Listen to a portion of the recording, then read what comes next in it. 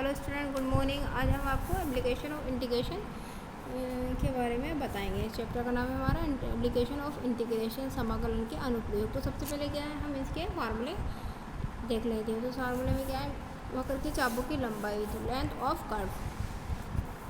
तो हमें क्या है कि यदि किसी वक्र y equals to f x के लिए हमारा क्या फार्मूला होगा, d s upon d x is equals to √1 plus d y upon d x का होल स्क्वायर। तो ये फार्मूला किसके लिए हम लगाएंगे, अगर हमें पूछ रखा होगा y equals to f x के लिए वक्र क्या है। और नेक्स्ट क्या है हमारा, वक्र x equals to f y के लिए, एफ वाई के लिए पूछ रखा होगा तो d s upon d y is equals to √1 plus g x upon d y का होल स्क्वायर। ठीक है, तो उसके बाद क्या आता है, x इक्वल्स टू ए तथा x इक्वल्स टू बी के बीच दिए गए वक्र y equals to f x के चाप की लंबाई। अगर हमें पूछ रखा है कि y equals to f x के चाप की लंबाई, अगर हमें चाप की लंबाई पूछ रखी है तो हम क्या बताएंगे उसे, h equals to integration h लेके भी √1 plus d y upon d x का होल स्क्वायर डी एक्स। तो ये क्या हो जाएगा, x तथा a तथा x इक्वल्स टू बी के बीच दिए गए वक्र y इक्वल्स टू एक्स के चाप की लंबाई। ये फार्मूला अब क्या है, यदि y इक्वल्स टू सी तथा y इक्वल्स टू डी के बीच दिए गए वक्र y equals to a y के चाप की लंबाई, तो क्या होगी, h equals to integration c से लेके d √1 plus d x upon d y का होल स्क्वायर। तो क्या आ जाएगा, इंटू डी एक्स। तो ये क्या है, याद रखिएगा, अगर x equals to a y के चाप की लंबाई पूछिए तभी हम ये फार्मूला लगाएंगे। ठीक है, इसके बाद क्या आता है हमारा नंबर 4 पॉइंट, वक्र x equals to phi t तथा y equals to psi t का t इक्वल्स टू ए तथा t इक्वल्स टू बी के बीच चाप की लंबाई। अगर हमें t इक्वल्स टू ए तथा t इक्वल्स टू बी के बीच चाप की लंबाई दे रखी है, तब हम क्या लिखेंगे कि h equals to integration h लेके b d x upon d t का whole square plus g y upon d t का होल स्क्वायर और डी टी। तो अब क्या है, अगर हमें यहाँ पे x equals to phi t और y equals to psi t के बीच की चाप की लंबाई निकालनी होगी, तो तब हम ये वाला फार्मूला लगाएंगे। ठीक है, तो ये चारों फार्मूले आप लोगों को याद करने हैं। अगर फार्मूले याद नहीं होंगे तो आप कोई भी क्वेश्चन को सोल्व नहीं कर सकते, क्योंकि किसी भी क्वेश्चन को सोल्व करने के लिए हमें क्या है, फार्मूलों की नीड होती है, आवश्यकता होती है। ठीक है, अब क्या हम न्यूमेरिकल देख लेंगे। तो हमें न्यूमेरिकल दे रखा है, वक्र y square is equals to x की पावर 3 के मूल बिंदु तथा बिंदु 1,1 के बीच की लंबाई ज्ञात करें। तो इसमें क्या है, वक्र का समीकरण y square is equals to x की पावर 3। ठीक है, वक्र का समीकरण क्या, y square is equals to x की पावर 3। तो अब इसका क्या है, हमें इंटीग्रेशन करेंगे तो क्या हो जाएगा, 2y एक्स के रिस्पेक्ट में कर रहे हैं, 2y d y upon d x is equals to 3x square. तो क्या है, इसमें से माइनस हो रहा है 3 - 1 एन एक्स की पावर n-1। तो वही वाला फार्मूला हमने यहाँ पर लगा लिया है। तो अब हमने क्या है, डी वाई बटे डी एक्स की वैल्यू यहाँ से निकाल ली है। तो हमने क्या किया, डी वाई बटे डी एक्स की वैल्यू निकाल ली, क्या आई 3/2 एक्स स्क्वायर अपॉन वाई। तो क्या हो गया हमारा एक्स स्क्वायर अपॉन वाई। अब क्या है, यहाँ पर वाई दे रखा है, यहाँ एक्स दे रखा है, हमें क्या है डी वाई बटे डी एक्स की वैल्यू निकालनी है। तो वाई दे रखा है, हमें क्वेश्चन में दे रखा है, क्योंकि y square is equals to x की power 3, y square is equals to x की पावर 3। तो हमने क्या किया, यहाँ से वाई की वैल्यू वाई इक्वल्स टू क्या है, एक्स की पावर 3/2 हो जाएगा। जब 2 इधर जाएगा इसके अपॉन में तो क्या हो जाएगा 3/2। तो क्या हो जाएगा, ये वाई के जगह हम एक्स की पावर 3/2 हम रख सकते हैं, पुट कर सकते हैं वैल्यू, कोई प्रॉब्लम नहीं ना।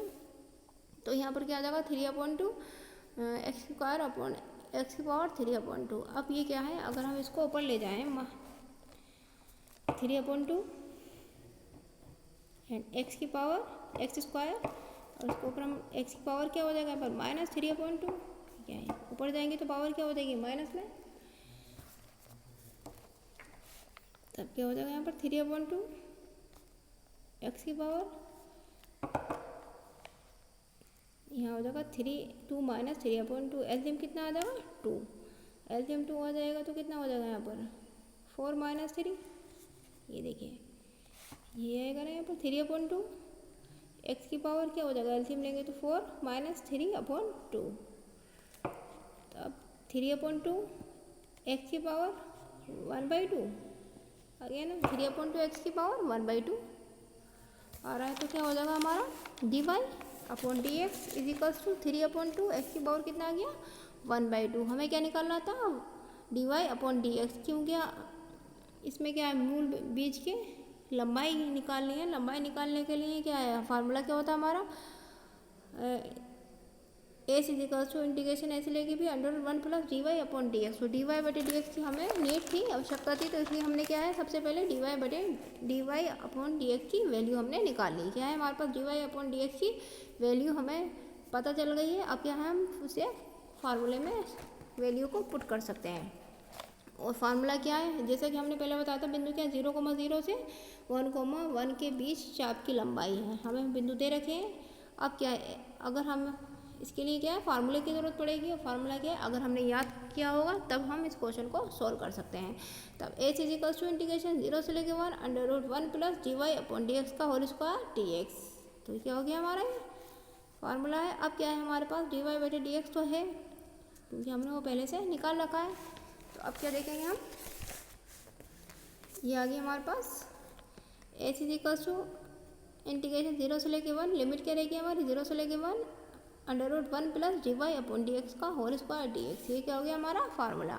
अब क्या है इसमें हम ये वैल्यू पुट कर देंगे। तो हमने क्या है h is equals to integration 0 से लेके 1 √1 प्लस 3/2 एक्स की पावर 1/2 इसका होल स्क्वायर डी एक्स। हमने क्या है एक्स की पावर इसका हो जाएगा तो कितना हो जाएगा 3 का स्क्वायर 9 और 2 का स्क्वायर 4 और 2 से 2 कैंसिल हो जाएगा तो कितना बचेगा एक्स डी एक्स। अब क्या है 1/2 इनमें से हमने कॉमन ले लिया। अब ठीक है तो यहाँ क्या जाएगा 4 + 9 अपॉन 4, तो 1/2 4 को बाहर लेंगे अंडर रूट का तो क्या हो जाएगा 2 आ जाएगा स्क्वायर,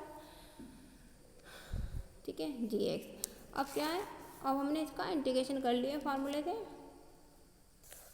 1/2 ब्रैकेट 1/9 आ जाएगा इंटू 2/3 4 + 9 की पावर 3/2 और लिमिट क्या है हमारे पास इंटीग्रेशन करने के बाद 0 से लेके 1, ये क्या आ गया हमारी लिमिट। अब क्या है इसको हम सॉल्व कर लेंगे। सबसे पहले क्या है इस limit upper limit minus lower limit, ये फार्मूला होता है, इसके अकॉर्डिंग यही प्रोसेस चलेगा हमारा। अब क्या है 2 × 9 ये क्या हो गया यहाँ पर ये आ गया हमारा 1/2 × 1/9 × 2/3 और 4 + 9x की पावर 3/2 और इसकी लिमिट कितनी रहेगी 0 से लेके 1। अब क्या है इनकी मल्टीप्लाई करी तो क्या हो जाएगा 1/27 bracket 4 + 9 upper limit minus lower limit, तो उसके अकॉर्डिंग हमने इसमें लिमिट रख दी है। तो क्या हो गया 4 + 9 × 1 और ब्रैकेट 3/2 माइनस 4 + 9 × 0, तो upper limit minus lower limit, यह हो गया क्लियर। अब क्या है इसको हमने सोल्व कर लिया, सोल्व करने के बाद क्या है हमारा आंसर आ गया सोल्व कर लिया 1/27 13 की पावर 3/2 माइनस ये क्या है ये 0 हो गया 9 × 0, 9 × 0 मतलब ये पूरा जो है 9 0 हो जाएगा। यहाँ क्या बचा ओनली 4, तो 4 की पावर क्या है 3/2, तो यहाँ क्या है 4 की पावर 3/2 ही रहेगा। अब क्या है 1/27 इसको सोल्व करेंगे हम तो क्या हो जाएगा 1/27 13 √13 - 8, ये क्या हो गया हमारा आंसर। क्लियर है, आई होप आप लोगों को समझ में आ गया होगा। इसके फार्मूले आप लोग अच्छे से याद करेंगे तभी हम आगे का क्वेश्चन कर पाएंगे, अदरवाइज अगर हम फार्मूले नहीं याद करेंगे तो हमें कोई भी क्वेश्चन को हम सोल्व नहीं कर सकते, क्योंकि किसी भी क्वेश्चन को करने के लिए हमें मैथ में फार्मूलों की आवश्यकता होती है। तो इसलिए आप सभी इन सारे फार्मूलों को याद कर लेंगे, ठीक है, और अच्छे से तैयारी करें, एग्ज़ाम अच्छे से दिएगा, ठीक है।